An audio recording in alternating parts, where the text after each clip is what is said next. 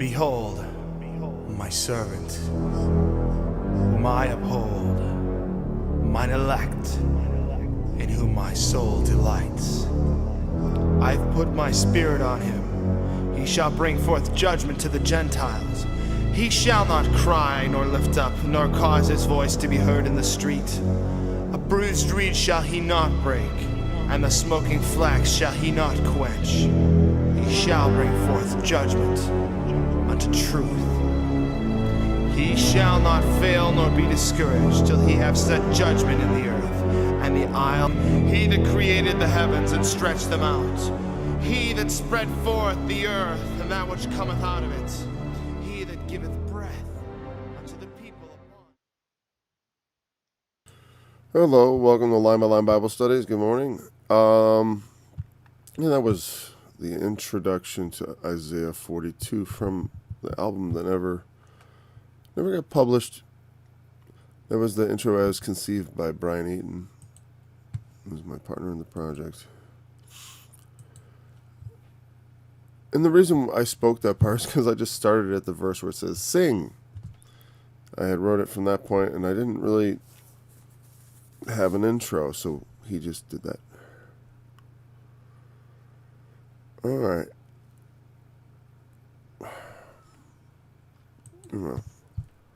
Okay, so we're going to read through chapter 42 again. We read it at the end of the... I just want to add 43 there. So...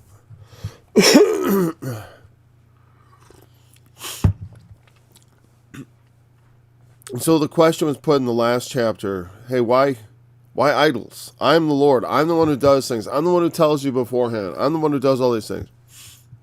And, you know, there are all these... You notice the idols have those that serve them. The carpenter encouraged the goldsmith, and he that smote with the hammer, he that smote the anvil. Or, is it smote with the hammer? Oh, whatever. A bruised reed shall he not break, and the smoking flax shall he not quench. He shall bring forth judgment unto truth. He shall not fail nor be discouraged till he have set judgment in the earth, and the isles shall wait for his law. Thus saith God, the Lord, he that created the heaven, and stretched them out, he that spread forth the earth, and that which cometh out of it, he that giveth breath unto them. Let the inhabitants of the rocks soar, he shall prevail against his enemies. I have long time holden my peace, I have been still, and refrained myself. Now will I cry like a travailing woman. I will destroy and devour at once. I will make waste mountains and hills, and dry up all their herbs. And I will make the rivers islands, and will dry up the pools. And I will bring the blind by a way that they knew not. I will lead them in paths they have not known. I will make darkness light before them, and crooked things straight. These things will I do unto them, and not forsake them. They shall be turned back. They shall be greatly ashamed that trust in graven images. That say to the molten images, ye are our gods. Hear ye deaf, and look ye blind that ye may see. Who is blind but my servant? Or deaf as my messenger that I sent? Who is blind as he that is perfect? And blind as the Lord's servants. Seeing many things, but thou observest not. Opening the ears, but he heareth not. The Lord is well pleased for his righteousness' sake. He will magnify the law and make it honorable. But this is a people robbed and spoiled. They are all of them snared in holes, and they are hid in prison houses. They are for a prey, and none delivereth, for a spoil, and none saith, restore. Who among you will give ear to this? Who will hearken and hear for the time to come? Who gave Jacob for a spoil? I don't deny that that's true.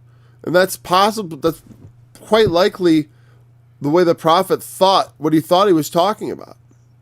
You know, because very often, like I said, in the beginning part of Isaiah, the scriptures which the New Testament adopts as prophetic of Christ have other obvious interpretations in the near term in the time of Isaiah. Just like, it's not... Like Daniel has a very clear divide where it's like, shut the book up, Daniel. This is for many days. This is not for your time. Whereas the things said in Isaiah, some of them are obviously for the future. And it says, the thing is though, the last chapter kind of be God's servant. And in fact,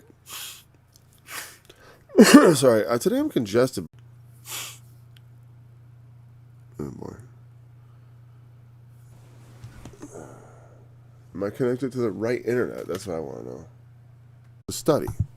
I mean, Paul was a Jew and very much in tune with the thinking of the day. And so when he talks about whatever he's talking about, he's putting it in terms that make sense with the prophecies as fulfilled with Christ. He hated Esau, he loved Jacob. His is the ultimate expression of that. God giveth him not the spirit. Hold on. All right, I'm going to mute the microphone. I hope I got it right. Last feast. Here we go.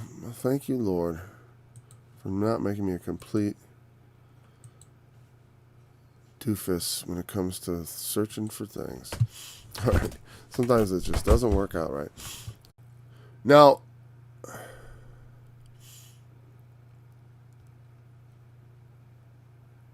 yeah.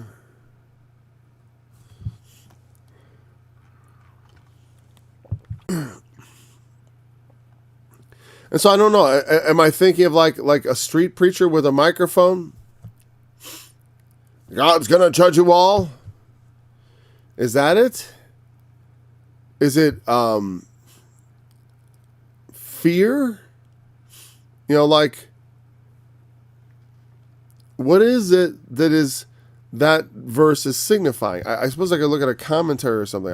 Because it has an obvious surface meaning of he shall not cry nor lift up his voice, implied, nor cause his voice to be heard in the street. But then, on that last day of the group feast, he lifts up his voice and says, "Come unto me, anyone thirsts."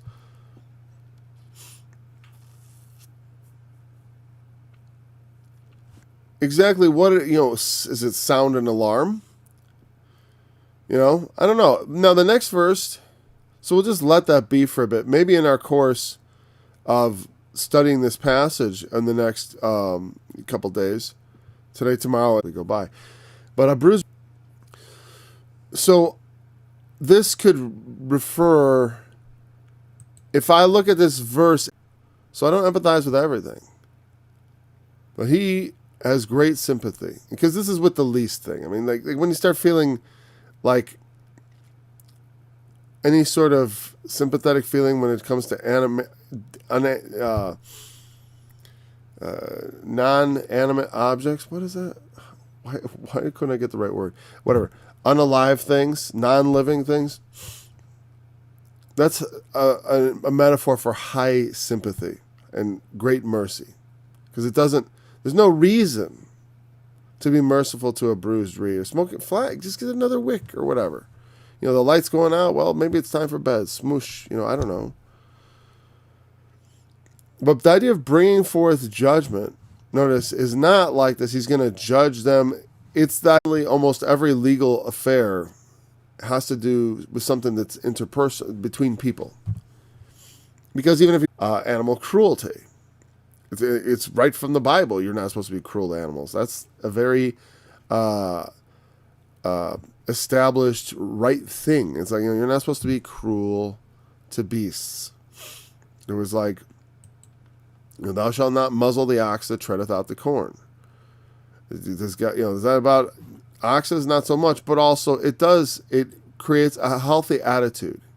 If you're merciful towards beasts, hopefully you're also, if you're merciful towards the least things, you should be merciful towards the greatest.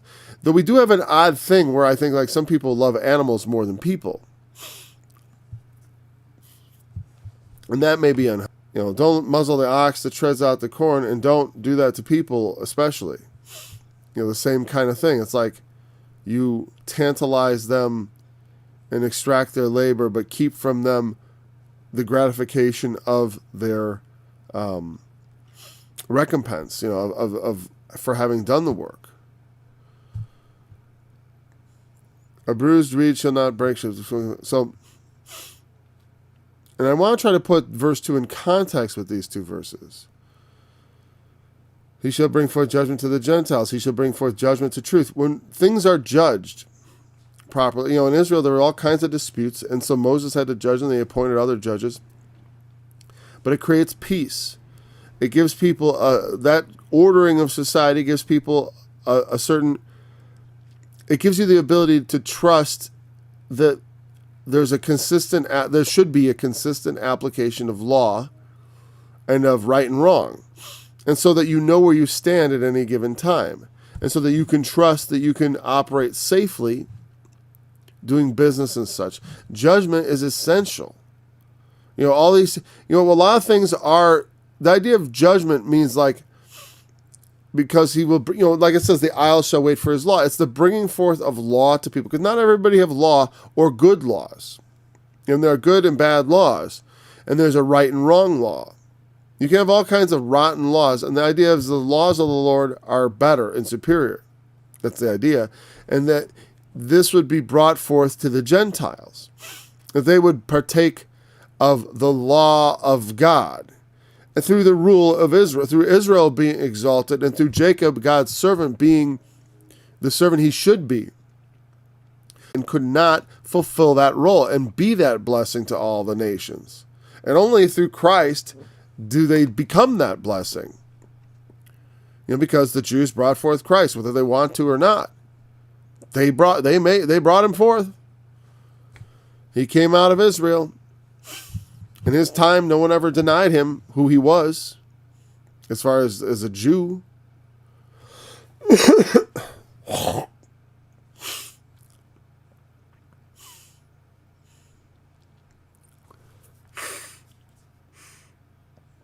A bruised reed shall he not break. The smoking flax shall he not quench. He shall bring forth judgment and truth. You have judgment. Good judgment brings about the truth. When you find the right answer, we say, what happened? Innocent or guilty? Who owes who what?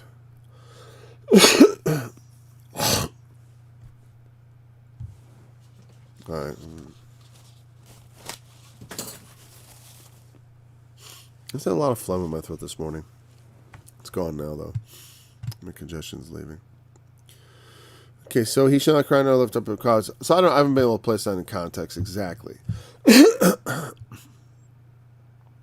And perhaps, like I said, that maybe that's by way of accusation. Like bring forth judgment, like you all, like I said, there is a sort of a judgment that sort of stands up and starts condemning. But he's very careful in his judgment. That's for sure. This idea of mercy and care. Maybe that's even better than mercy, is the idea that this is carefulness. I'm handling a bruised reed. I don't want to, and the idea is I don't want to break this. It's bruised. It's going to very easily, it's got already a bruise in it. It's easily going to break. But that means, in fact, he will be able to take up the most delicate legal matters. That's the kind of idea. That's a delicate job. I see mercy there, but I think it's more about his competence, honestly. Maybe I'm thinking wrong, because I do think that maybe it's that's my perspective as someone who is genuinely felt I got these seedlings and I have trouble separating them because I have to kill off a number of them, right? Shouldn't be a big deal. In fact, it's important. Here's the thing. And you learn by doing it. It's well, if you don't thin them out, then none of them will do well. And they'll all just fail to be fully grown plants that you can enjoy. And the point was you're going to eat it. Actually, a lot of times I feel like I don't want to waste them. That's another thing. But this, I believe, is I think the analogy of delicate, careful. Now, if I think about that in context with 2, that kind of fits a little better. He's very careful. You know what I mean? He's not like loud and yelling in judgment and like trying to like get, but he's very careful in judgment. Maybe that's a good way to encapsulate that. I don't know. We'll move on and then we'll see what we think tomorrow. He shall not fail nor be discouraged till he have set judgment in the earth, and the isles shall wait for his law. He will anticipate that the world has been blessed with Christ. He will not fail nor be discouraged till he has set judgment in the earth. We are waiting for his law. We are waiting for him to come and set judgment in the earth, not just to rule from heaven in a kind of God has declared it so kind of way. That's not satisfying. Doesn't he know down here that people are still making fun of him? That's not exactly what I call every knee bowing. And so that has to happen. Thus saith the Lord God, he that created the heavens and stretched the mouth, he that spread forth the earth, and that which cometh out of it. He that giveth breath to the people upon it, and spirit in them that walk therein. Those are all obvious things. But notice he identifies himself. He is the creator. He stretched the heavens out. He spread the earth out. Everything that comes out of it. He gives breath to people on it. The life and spirit to those that walk therein. I am the one. I'm the creator. And I have called you in righteousness and will hold your hand and keep you and give you for a covenant of the people, for a light of the Gentiles. Israel was supposed to be a light of the Gentiles. But ultimately, Christ became that light, fulfilling it, and brought more light to the Gentiles than any other Jew. And to this day, they are, we all are, not all, but like so many Gentiles wait in anticipation of this Jewish Messiah and his return, when he will set judgment in the earth and order it according to the law of God. According to the law of Christ, precisely, his law. The isles wait for his law. The law that he brings.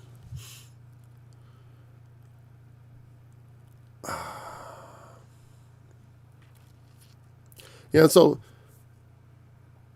God calls Jacob, and like I said, the servant, call is also for us, because that's why we're called Christians, because we are following the path of Christ. So we also are servants, and we are also described as God's servants, as his elect. If you are a Christian, you are God's elect. That's whether you like it or not, whether you want to think of yourself that way or not. It doesn't matter.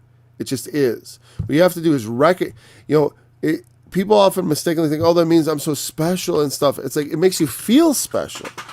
But by no means does it make you special. As far as because God chooses as he pleases, not according to the respective persons. It's not like, you ascended up to the heights of human achievement. God chooses you. I want you on my team. The reason why it often, he often refers to the poor and the needy, because one of the things that God asserts often is that with even the lowliest of things, he can do the greatest of miracles. It doesn't require a man that is, Christ, the God can work with any person. And that's often exemplified in Paul, since he was an actual enemy of the gospel, a Pharisee. You're coming from that group of people that is like Jesus' adversaries throughout the Gospels. To the point where even people today still suspect him. That's what's funny. When I ran into people who still thought Paul was some sort of... I remember someone saying, Paul is the Antichrist. And someone actually said that. Although that's pretty remarkable claim.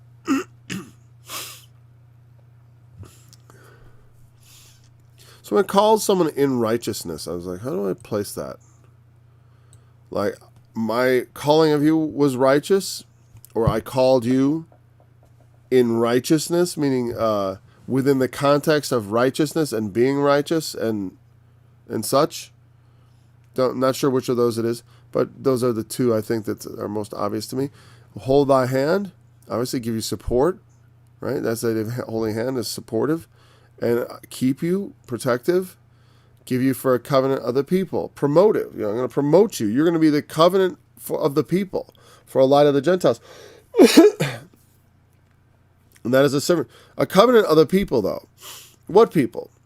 The Gentiles only, or also the Jews? Well, the Jews and the Gentiles. That is the promise in the New Testament, that out of the two, he would make one new man in Christ. That through Christ and through his power and through this thing that Isaiah is talking about, through the covenant that he makes with the people, not just Jews, but Gentiles also. It doesn't say, because Jacob is presumed to be the servant here, and it's like, so he's going to carry the law. Well, how is he going to carry it? Through someone. It's always through someone. Through Moses. There's someone who carries it. Unless it says otherwise. Well, even if it's 2 or 3 or whatever, but there's got to be some carrier. Like in the days of Elijah, he said, I'm the only one left. They've killed your prophets. They've digged down your altars. And now it's just me. And the Lord answered him and said, no, not so. I've reserved to myself 7,000 men who have not bowed the knee to Baal. You just don't know about them. That's the thing. It's like you just don't know about them. I've been disappointed in much of the public, but I know there's a remnant of people who, when I go in public and I see all the people are still just being obedient to craziness. It's just fear-mongering, nutty craziness we're living in. And it's very sad. And they're just doing it to themselves. As I said before, you will never be allowed to go back to normal. You must just go back to normal on your own and force your leaders, because this is a constitutional republic that is elected by democratically elected leaders. We can send messages to them that enough is enough and that the adults are back in charge. Meaning us. But if you still want to play diaper, it's going to keep going on and on and on. And I'm going to suffer because of you. Suffer a lot of, for me, the suffering is a lot of mental, it does bother me. But I know there's plenty of people who feel just like I do. And that's comforting. And I know and trust that, because it's like they just are. I, the Lord, have called you in righteousness and will hold thine hand. Keep thee, give thee for a covenant of the people. Jesus made that new covenant in his blood, right? So that we all might receive the forgiveness of sins.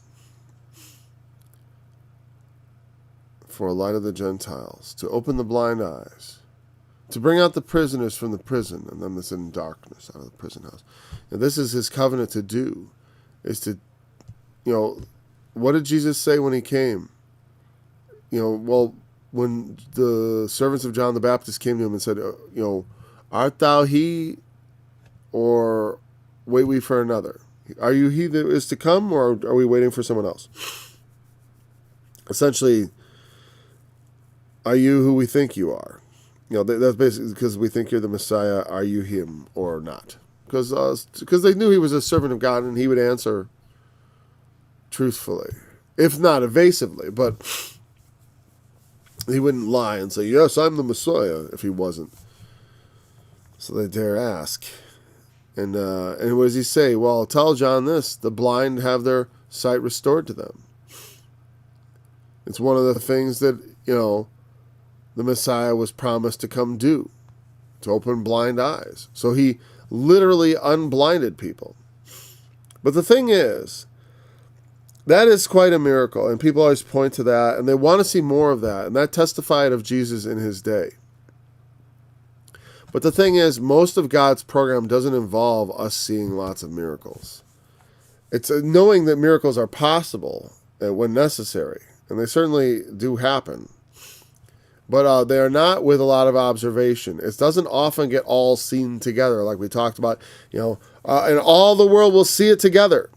We want everyone to see Jesus together so they could believe in him. And they would. It's like, did you see him? I saw him. Like I said, if Jesus came down this afternoon and descended from the sky, and I'm watching him come down. Boo, and he lands on my doorstep and says, "Hello, Paul. We're gonna have a little talk here," and we do whatever. But let's say that happens, and I'm the only one who sees it. Some people might believe me, but most people, you'd be right not to think Paul had gotten his screw loose. And in fact, the Apostle Paul talked about it happening to him. And for him, it explained a lot because it changed what happened. Why are you now promoting the faith that you were trying to destroy? I think, well, let me tell you. It's certainly so. But what if I was here and then 20 people saw it? Well, all of them would be convinced, right? Because they'd be really convinced. Because while I might go, after a couple of days, I might go, did that really happen? Did Jesus really come down and have lunch with me and we talked? Or was that a dream? Was that real? And if no one else observed it, it was just me. And not my wife, not my kids, nobody. I might even doubt it myself. But if I see it with 20 other people, we're like, we saw it. It creates a lot of strength. And so also, now what if the world sees it? That's world changing. That's why the prophet wants the whole world to see it. When Jesus opened the blind eyes, there were people who saw it. But it didn't have the same convincing effect. It convinced them of power, it convinced them of a lot of things, but because his words were contrary to what they wanted to hear, he was an enemy. And doing miracles only made him more dangerous. It didn't make them, like him more. It's like, because when you start off with a conflict and you punctuate, let's say we're having a debate, like an atheist with a Christian, and then the Christian performs a miracle to finish off his point, of some, whatever, just let's say something that everyone agrees is a miracle, whatever. Either they might accept it, but they might just get annoyed that and think, well, it was cheating, or it was, or try to excuse it, and not meaning you could see a miracle and just want to disbelieve it to the point that you do, even though your own eyes observed it, even though you observed the phenomenon. Like I said, there are a lot of people. And I've acknowledged this. Yeah, I know that I could explain away when I received the Holy Spirit, I received it with power and a feeling of power over my hands, my lips, my ears, and my feet, as I've described on a number of occasions. And I know I could think my way out of that. It was just something, I could explain it away. But I just don't think those explanations are actually, they don't make sense. They're unlikely. It's like, there's some unknown physical process or some alien this and such. It's like, now the most likely explanation for someone who's outside of me is that I'm lying, and that's fine. That's the most logical thing they could think. It's the simplest answer. He's just lying. For me, the simplest answer is I called in the name of Jesus, and he actually responded. Because that's exactly how it happened. That's how it appeared to happen. That was what was going on. So he opens blind eyes and brings out. But the thing is, my eyes in that moment were open in a sense, right? Like many people have experienced. When they come to Jesus, they have an opening of the eyes where suddenly things are different, where God opens their mind to something. And this is experienced on a spiritual level all the time by people. The spiritual awakening, the spiritual blindness being sort of removed, and then being able to know that God is real and to put your trust in Jesus. Now, that is a way in which he opens eyes all the time, ongoing, and it is certainly effective to this very day. And that is really no less a miracle if you understood how the human condition really works. The fact that God is hiding himself and preventing us from finding our way to him. And allowing us to be taken prisoner. Whosoever committeth sin is the servant of sin. The prison analogy for sin is used throughout the New Testament. We are captive to sin. You know what I mean? We are held captive by a sinful nature and by patterns of behavior that bind us and trap us in places we don't want to be. You know, in darkness and in ignorance and in helplessness, because that's the idea of prison. You're locked up. It's not easy to get out of prison. I mean, people do it, but it's not, it's not common. Prison is about keeping people where they are. It's not like there's prison breaks coming on left and right throughout history. Not really. Makes for good reading in a novel or a TV show, but in reality, there have been some notable prison breaks. But once again, those are the exceptions, not the rule. Generally, you don't get out of prison.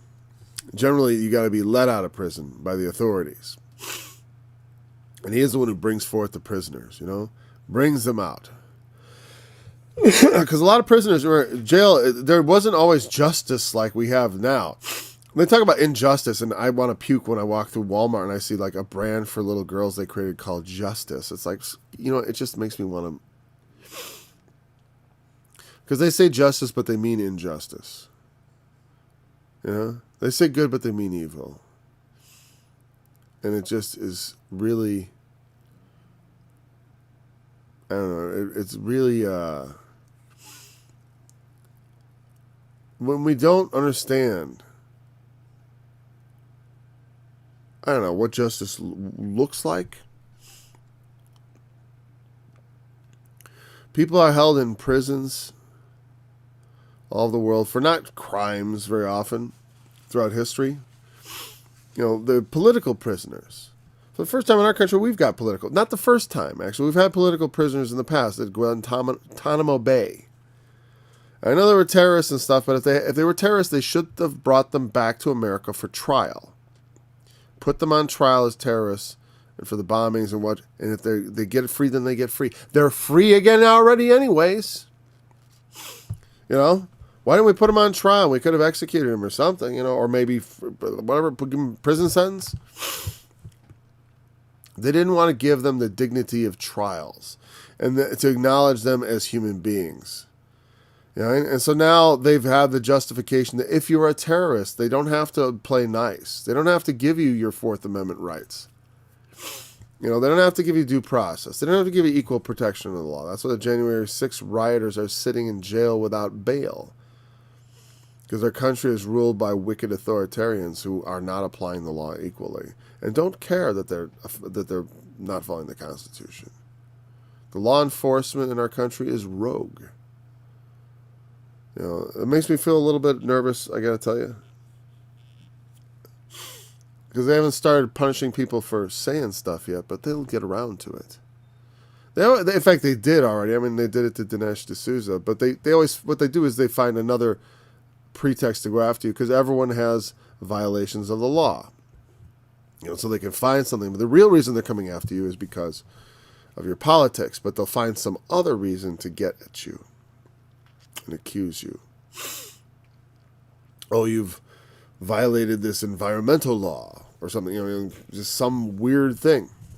So that carries a penalty of $100,000 or 5 years in jail. And they find a way to get you. And all over the world, prisoners are held for that reason. There's not justice in the world.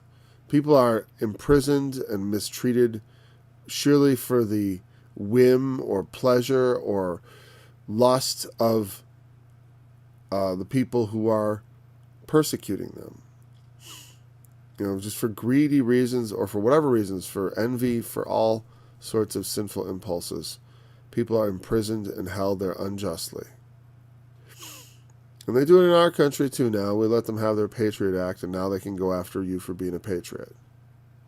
Which is exactly what they do. And what they're in the process of doing. And it doesn't matter if you get Joe Biden or whatever. It's the whole administrative state that's like this. It has to be dismantled. But imagine trying to do that. How do you think they'll feel about it? They won't allow reform, so they will gamble on war against the American people themselves. We'll see if that goes. Hopefully, it can be reined in sufficiently and reformed sufficiently that doesn't become necessary.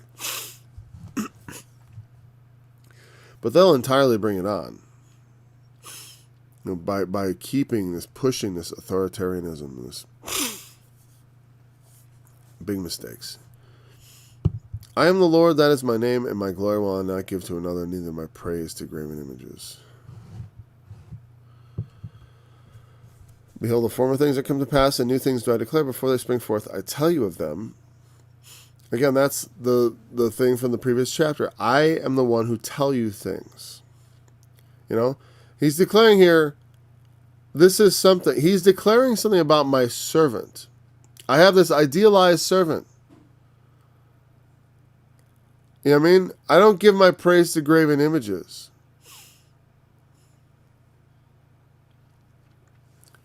My glory I do not give to another. Jesus is the brightness of his glory. It is not given to some other. Because remember, God is one. And the idea of distinction of persons within the idea of the Trinity is not of one, it's somewhat mysterious because we don't have an experience with that in nature. We only have the descriptions in the Bible. And it's obvious that the persons of the Father, the Son, and the Holy Spirit have some distinction between them in that you see they have a relationship with each other in the thing. And you could say, I suppose, and argue that it's all put on as a show. It's not real, that God is actually just playing as, or it's because, why? Not because I say so, but because he says so. My glory will I not give to another. Or my praise to graven images. Jesus is done. Messiah. Now, what was I saying at that moment? Was that something I should change? Because I bumped my elbow. All right. Yeah, but when Christ is invoked here, like I said, when I'm invoking Christ, this whole passage is prophetic. That there would be one who would come, and the Spirit would be on him, and he would bring forth judgment to the Gentiles. He would be careful in his judgment. I when it says the bruised reed, I think about the woman taken in adultery. There's mercy there. There's an idea of like gentleness. I mean, he can be harsh in judgment, but also thoughtful, careful. Certainly, some deserve harshness. Some deserve harshness, but others, not so much. So, let's see. Before they spring forth, I tell you of them. And so we'll pick it up with verse 10 tomorrow. Okay?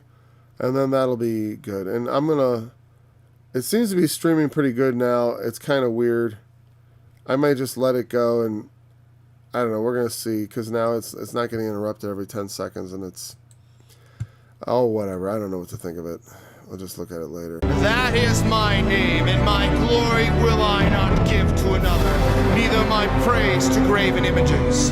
Behold, the former things are come to pass, and new things do I declare. Before they spring forth, I tell you of them.